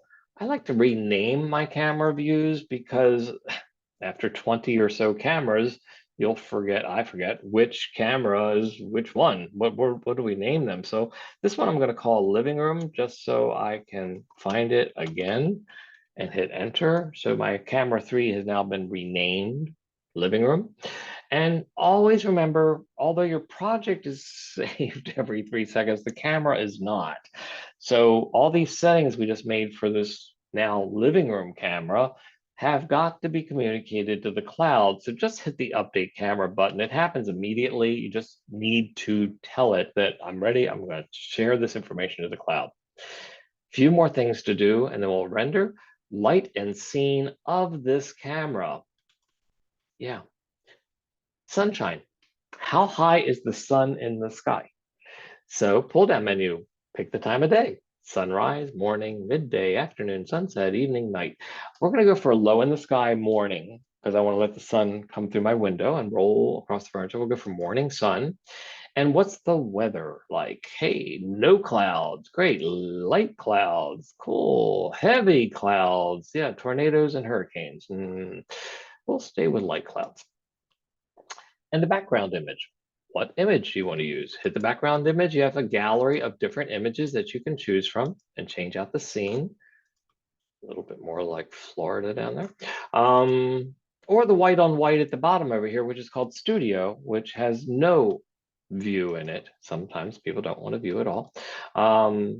Or the custom. Remember, I said you can upload your own JPEG PNG image to put outside your window also. Hit the back button up there. Something else we need to do is the direction of the sun. We know how high it is in the sky because it's going to come through our window, but where is it coming from? So take the sundial on the lower left-hand corner and push that little sun around, and you'll see the sun coming inside the room. Yay. And it's going to make some nice shadows going across the furniture. So use the natural sun. We have not even taken time yet to put in artificial lights, lamps, lights, recessed can lights. Yeah, you can turn them on, you can turn them off, dimmer switches and all, but we're just going to work with the sunshine for today. That sun has incredible intensity to it, like the natural sun does. Well, we have a lot of white walls in this room, and it's going to bounce that light around inside this room like crazy. It's just a fact of nature. You can, as I mentioned, change the intensity of the sun with the slider down here. I'm going to take it down to like 25%, knowing that it's going to be way bright. So pull it down. You can adjust this later. 20-second renderings, tweak it after you see it and say, do I want a little bit more? Do I want a little bit less? Update your camera. Always hit your update button down there. At that point, we're done. So, I mean, it's a kind of boring design. So we didn't put a rug. There's rugs you can put in, you can put accessories, you can put orchids and artwork and baseboards, skirting boards, crown molding, coving at the top, paint more walls, put draperies over here. Yeah, so much more we could do. But for right now, this is what we're going to do. We've saved it. We've updated the camera. It's called living room. Let's render it. Upper right-hand corner, hit the export image. Yep. SD level. Okay, maybe it's a client level presentation now. So I can, from here, upgrade the project to HD. Let's do it. HD, it's locked. SD to HD, I have to upgrade it, upgrade my project. So now I can do all HD projects. One last thing you need to do is the current angle. No. Current angle is point and shoot. You moved your camera, you rendered it. You moved your camera, you rendered it. You moved your camera, you rendered it. We made a dedicated camera view with assorted settings inside there specific to a camera we called living room. You're going to do this for all your camera views because odds are you are going to go back to that you want to go back to that exact same location to change your materials, change your light level, put a puppy dog in there, whatever, and you're going to re-render it, but you want to re-render it from the exact same position. So if you did not name your camera, you don't know where it was. You'll never find it exactly the same again. Plus all those settings. So no, we're not rendering current angle. We are pull down menu, rendering a camera we named living room. It's going to look similar in the preview image, but you're really saying render the living room camera. So we got it. Living room, 3D, JPEG, HD level quality. By the way, the timing between an SD and an HD is just a matter of split seconds. It's nothing. Let's go down to export image. Little green message says, hey, it's done.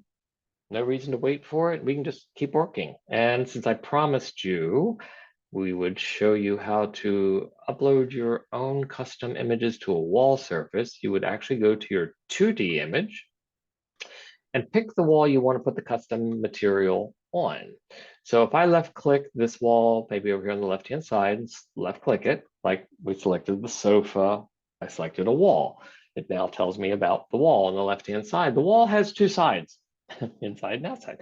Well, side one or side two. Side one is typically the inside, side two is typically the outside. So if you hit side one, yes, side two, notice it looked a little wider, a little fatter. That's because it's the thickness of the walls. By the way, the image is done. It will slide away. It's just telling you it's finished. So side one's inside. Great. That's what we're going to work with inside. And we want to go to the front view. We want to go to the front view of side one. We'll look straight at it, straight on elevation. Hit front view. There it is. Okay, we have three options in here to apply materials to that wall. One is colors and paints, which we were able to do previously by dragging in, or materials and finishes, which we can also drag in. But uploads, this is custom. This is your uploaded JPEG or PNG image from anything you have for that wall material that you want to put in there. This is my library of custom that I've uploaded. And this will be yours as a sub-user of your account or independent user of your account. These will be yours for future reference until you would choose to delete them. These are mine for assorted reasons, including a wallpaper I've already uploaded. I went to Seabrook Wall Coverings website, took a JPEG image of this wallpaper, put it on my device, and said, this is the one I want to use. So I put it inside my platform here, okay, by hitting the Choose File. Well, now that it's in here, I'm going to apply it to the wall surface by selecting it. 10-foot high wall. It fills the entire wall. Well, not what I want to do. Pull down menu from fill. One of the options is called free.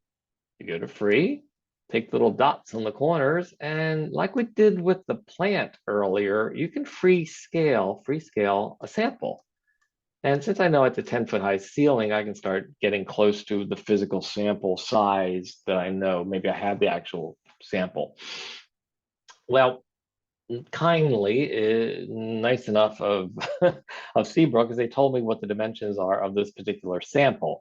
So what this digital sample represents in real world scale is 2 feet wide and 2 feet high.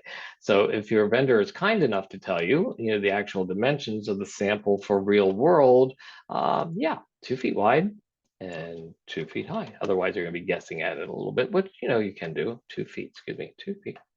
There we go. Once you've resized your sample, we can repeat it. We can repeat it horizontally like a chair rail, vertically like a column, or both directions to wallpaper the entire wall. The sample itself, just for a second, if you can get what's called a seamless sample, it's even better. This is a seamless sample, meaning that the left edge of the digital sample matches the right and the bottom edge matches the top. Because when it repeats itself where the edges meet up, you want it to look continuous. You can do this without a seamless sample, but if there's an irregularity there, it'll look boxy in a grid. We can do it, looks better with a seamless sample. So if you get a sample, if it's not even seamless, and you get at least the whole pattern repeat of a wallpaper, you can tell in your own mind where the left edge picks up on the right, and you can crop it on your phone if you wanted to. And then you have your own custom made seamless sample. But this is seamless, so it's going to repeat very nicely. And let's make it repeat. In the pull down menu, you can repeat it horizontally, you can repeat it vertically, tileizing it vertically, or tileize it in both directions, which will wallpaper the entire wall. We could do this with artwork too, but just tell the artwork how wide and how high it is and put it into position, but don't repeat it and just place it on your wall. Highly valuable. You are in full control. When this image looks correct and you're good with it, just close the window and it'll accept it. That wall over here, still selected. There's the preview image of the material applied. And if we go inside a room with our 3D and not get you dizzy by turning around too fast, Sure enough, it's actually a really nice wallpaper, very rope-like. Um, and use my arrow keys to back up a little bit. And arrow keys, arrow, left mouse click. It's a preview image. But what is so awesome about this is that wallpaper does not exist inside Floorplanner's material library. You're in control. Upload your own custom JPEG PNG image of anything, wallpaper, artwork, murals, millwork, etc. So have fun with this. I do get the question from time to time, hey, Bob, when are we going to do that for the floor? When are we going to do that for the ceiling? Not yet. We're still pushing for it. So keep your eyes open. Hopefully it'll be something rolled out sometime in the future soon, because certainly it'll be highly valuable for our floors. But for right now, it is only for wall surfaces. And going back to 2D, as I said, those images we created earlier, if you go down to the exports tab here or back to the dashboard for exports, but we'll hit exports here. The two images we created, the PDF, the two-dimensional floor plan, and here's the rendering. So here's the PDF. I can double click it. Mine's opening in Adobe. And there is the scaling block down there. It's 1/4 inch scale. This is my 8.5 by 11 document. I could download this to my device, print it, use it electronically. So with this being selected, the PDF, there's the download button to my device that I'm working on. Or if I hated the image, I really hate it, I never want to see it again, you can actually trash and delete images from here also. And here is the rendering we just created as an HD level rendering. Double click it. Cool. Not too bad with the light intensity. I think if we did a little bit more decor work in here, it'd come out really nice. But check out the quality, the rendering, the HD level. It looks really, really good. This is your photorealism in here with the Blender rendering engine. Really lovely. Of course, my design lacks a lot because I didn't do very much work in here, but certainly the quality, absolutely awesome. If you ever wanted to share this electronically, also, this link up here actually can be copy pasted if you want somebody just to go to the exact same site and see it electronically. But you can also download a copy of this JPEG to your device. Or again, if you didn't like the image, you can go ahead and trash it from here too. Let me wrap this up with a little PowerPoint presentation on our way out. Appreciate your patience. Lots of talking today. Yeah, just some talking points, just a handful of slides, some things I put together, just to remind me that, don't forget, the three-dimensional assets inside Floorplanner, the objects, play very nice with each other. So you can touch them, you can overlap them, they will still render beautifully. So maybe sometimes you have to be creative out of all these hundreds of thousands of assets you have. Maybe you need a specific thing, and you can creatively resize pieces and put them together to make the thing that you're looking for. So especially with the new group feature out there where you can actually group it for future usage. Yeah, very, very powerful. The multiple designs that I talked about earlier, yes, to show a client different configurations or design features, that's great. But I also use it for the camera views themselves. Like this particular camera view, I wanted to be very simple, very clean. I did not want the dining room in the foreground. I did not want the rug or the chandelier or the dining room table, but I didn't want to corrupt my original design. So I duplicated the design as a copy, named it Camera 2. And then in that design, I deleted the rug, deleted the chandelier, deleted the dining room table, just to get this view out of there. So multiple designs, more valuable than you think, than just concept for your client, different presentations. Same thing here. Remember we talked about the field of view when it gets really, really small. That way it pushes really, really forward, but keeps everything nice and linear, like those bar stools. Great. But then I had to come backwards to capture that much of the room. So I had to arrow key backwards. I very quickly hit the wall behind me and went through the wall. Not exactly a good picture. So I made a duplicate of the design, exact copy, and I actually stretched the wall out. You can't tell because it's behind the camera, about 50 feet backwards, and pulled the camera way back, but kept the field of view very small to get this view. So multiple designs, Very valuable for your camera views for sure. Moving items around in 3D, we did it earlier. Yeah, including artwork. When you place them on the walls, you can resize them, use them as placeholders, but that design sense of what does it look like to do a composition of artwork, you can make those decisions when you're in 3D. And of course, rotating items and how you want to place them for accessorizing. Very important tools for your 3D modeling. Adding those additional features, yeah, baseboards. We call them skirting boards in Europe. Crown molding called coving in Europe if you're looking for them. And also light switches. We call them light switches. Okay.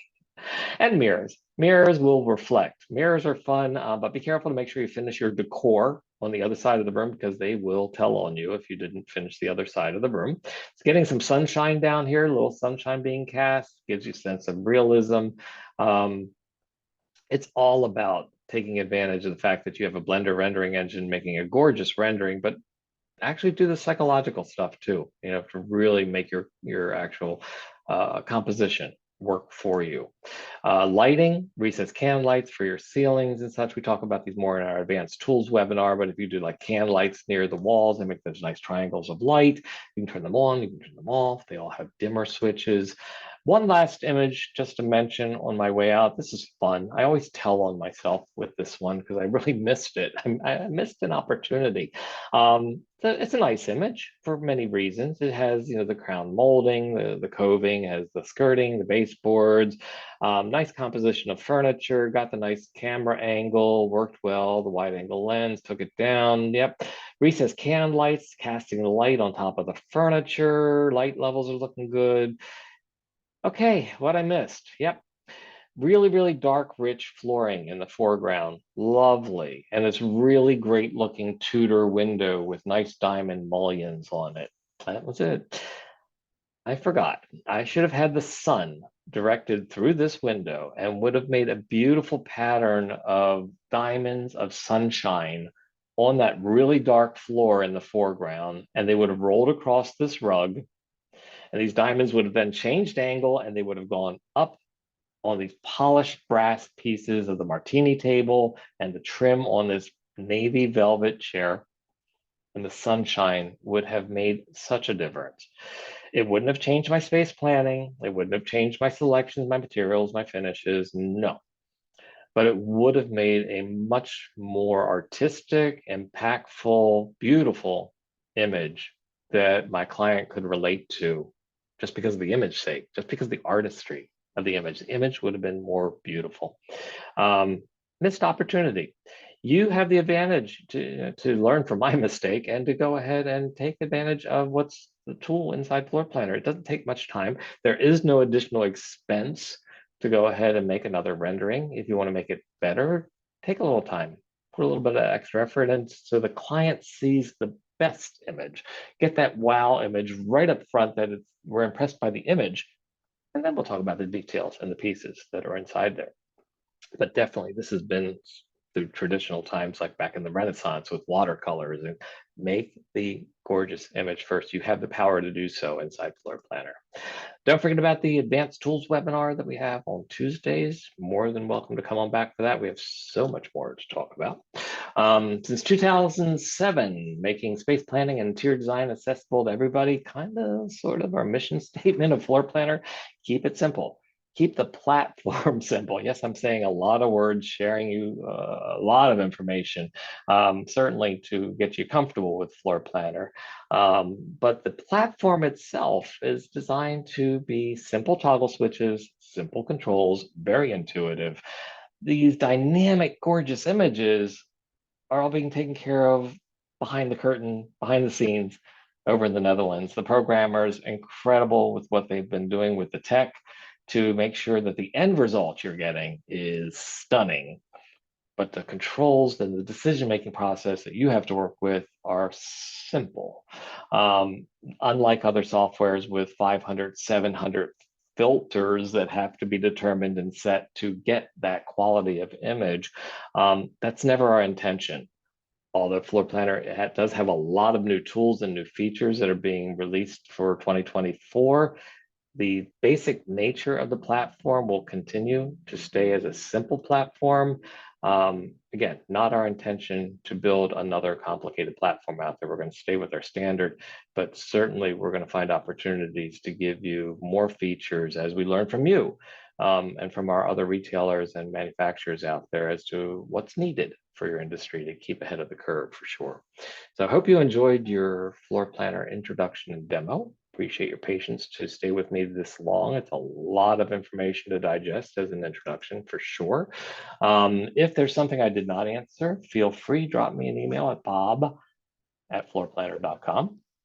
Also, my support for other subscriptions inside Floor Planner, for the most part, I work with pro account subscription levels and higher, pro up through enterprise. If you happen to be a basic free account with Floor Planner or a pro account, a plus account currently with Floor Planner, feel free to go ahead and keep coming back for these live webinars. Checking out the resources at floorplanner.com under the support tab in there. Even when you register for the live webinars, there's a comments section in there that if you have a specific question that needs to be addressed, I do review all of those before every live webinar just to make sure that I'm capturing the flavor of that meeting as to who needs to know what. So again, if I've missed anything for you, want to drop me a quick message, feel free, drop me a line at bob@floorplanner.com. Otherwise, looking forward to seeing you at a future webinar or recording. Have a great day. Thank you so much.